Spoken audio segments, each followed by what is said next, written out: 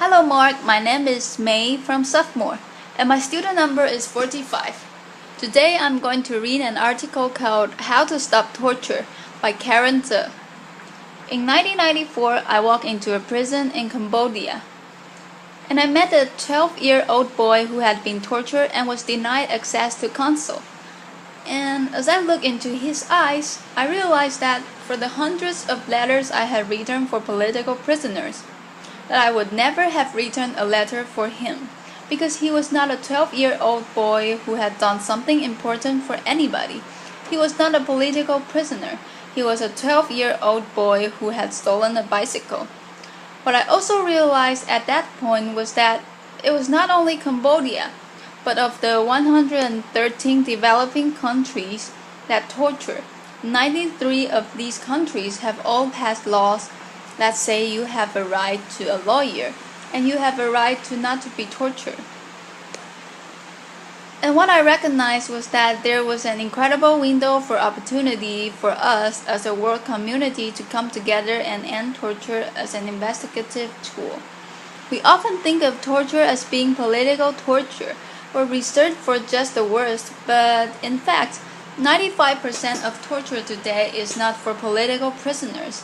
It is for people who are in broken down legal systems, and unfortunately, because torture is the cheapest form of investigation.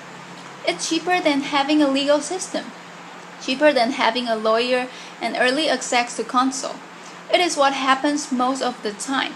I believe today that it is possible for us as a world community, if we make a decision to come together and end torture as an investigative tool in our lifetime.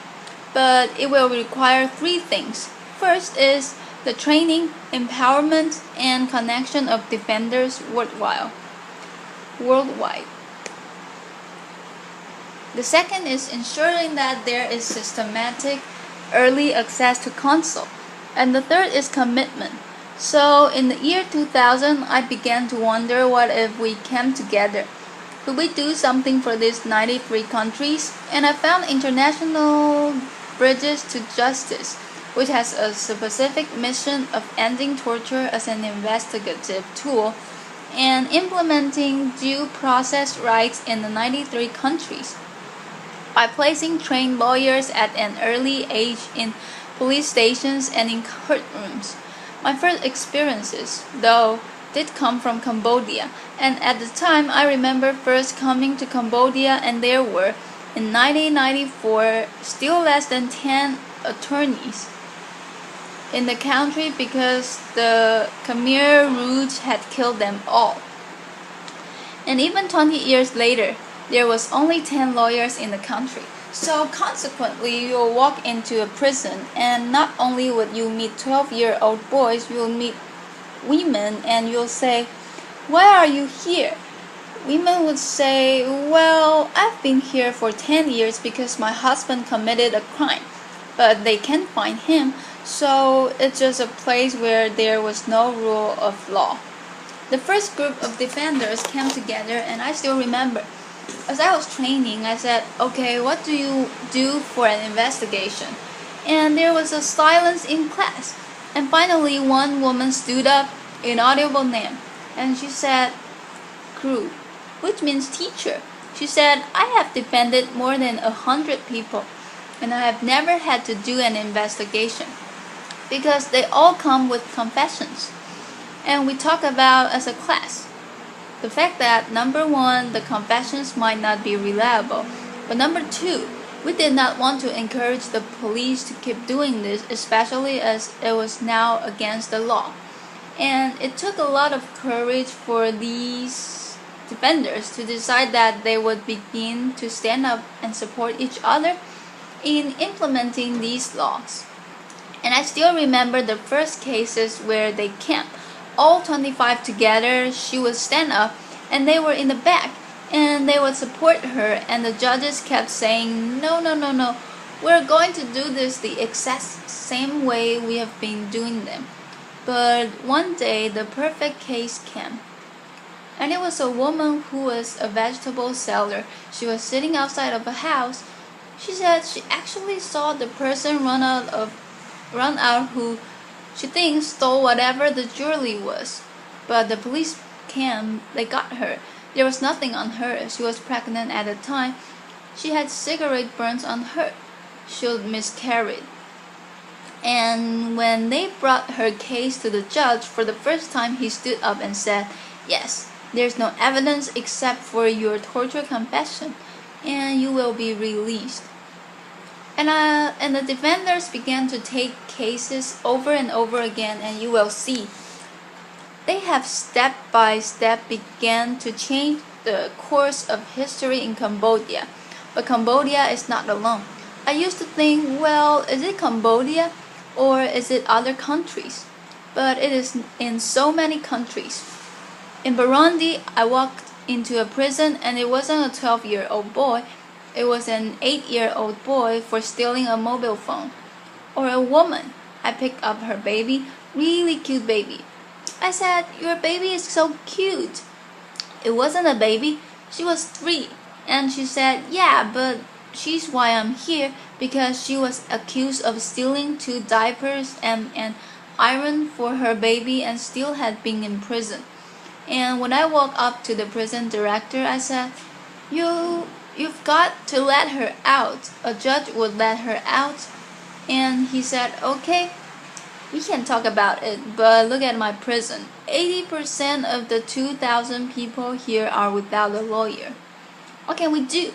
So lawyers began to courageously stand up together to organize a system where they can take cases, but we realized that it's not only the training of the lawyers, but the connection of the lawyers that makes a difference.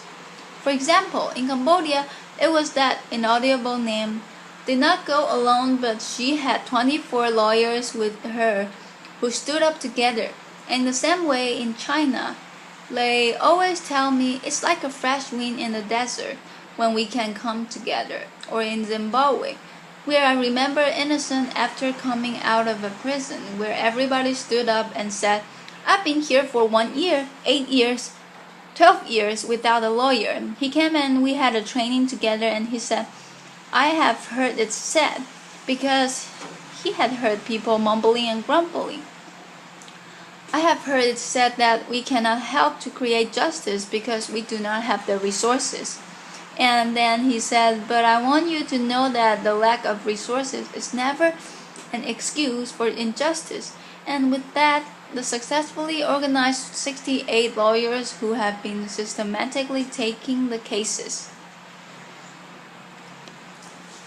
The key that we see, though, is training and then early access. I was recently in Egypt and was inspired to meet with another group of lawyers, and what they told me is that they say, "Hey, look, we don't have police on the street now. The police are one of the main reasons why we had the revolution.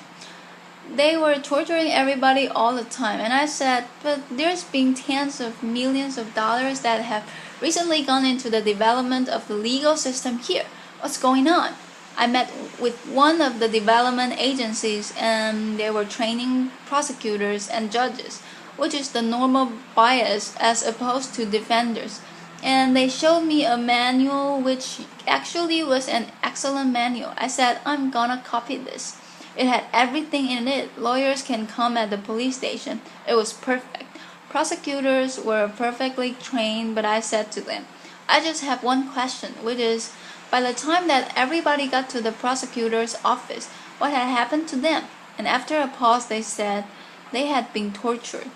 So the pieces are not only the training of the lawyers, but us finding a way to systematically implement early access to counsel, because they are the safeguard in the system for people who are being tortured. And as I tell you this, I'm also aware of the fact that it sounds like, oh, okay, it sounds like we could do it. But can we really do it? Because it sounds big. And there are many reasons why I believe it's possible. The first reason is the people on the ground who find ways to creating miracles because of their commitment. It's not only innocent who I told you about in Zimbabwe, but defenders all over the world who are looking for these pieces. We have a program called Justice Makers. And we realize there are people that are courageous and want to do things. But how can we support them? So it's an online contest where it's only $5,000 if you come up with an innovative way of implementing justice. And there are 30 justice makers throughout the world, from Sri Lanka to Swaziland to the DRC, who with $5,000 do amazing things through SMS programs, through paralegal programs, through whatever they can do. And it's not only these justice makers, but people who courageously figure out who their networks are and how they can move it forward. In China, for instance, great laws came out where it says police cannot torture people or they will be punished. And I was sitting side by side with one of our very courageous lawyers and said, how can we get this out? How can we make sure that this is implemented? This is fantastic. And he said to me, well, do you have money? And I said, no. And he said, that's okay, we can still figure it out. And on December 4th, he organized 3,000 members of the Youth Communist League from 14 of the top law schools, who organized themselves, developed posters with the new laws, and went to the police stations and began what he says is a non-violent legal revolution to protect citizen rights. So I talk about the fact that we need to train and support defenders. We need to systematically implement early access to counsel. But the third and the most important thing is that we make a commitment to this. And people often say to me, that is great, but it's wildly idealistic, never going to happen.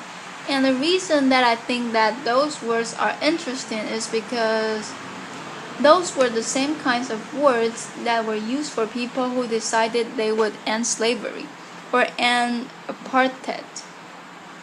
It began with a small group of people who decided they would commit.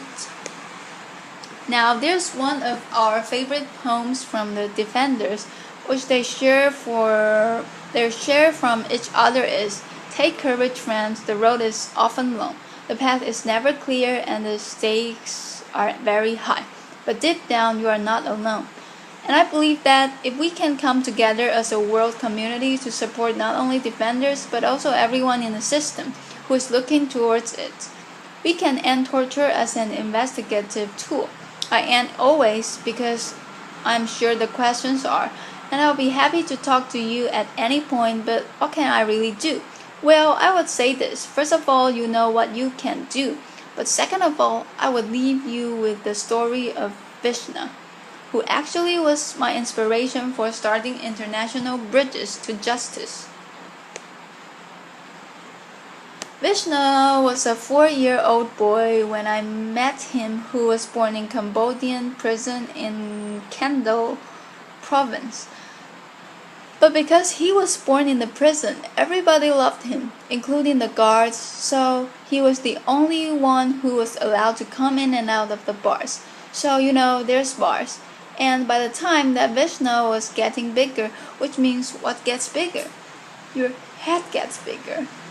So he would come to the first bar, the second bar, and the third bar, and they really slowly moved his head so he could fit through, and come back third, second, first. And he would grab my pinky because what he wanted to do every day is he wanted to go visit.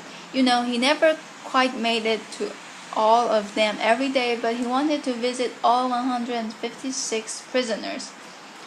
And I would lift him and he would put his finger through, or if they were dark cells, it was like iron corrugated, and he would put his fingers through. And most of the prisoners said that he was their greatest joy and their sunshine, and they looked forward to him. And I was like, here's Vishnu. He's a 4-year-old boy. He was born in prison with almost nothing. No material goods, but he had a sense of his own heroic journey, which I believe we are all born into. He said, probably I can't do everything, but I'm one. I can do something, and I will do the one thing that I can do. So I thank you for having the prophetic imagination to imagine the shaping of a new world with us together and invite you into this journey with us. Thank you. Applause. Thank you. Applause. Thank you. Applause.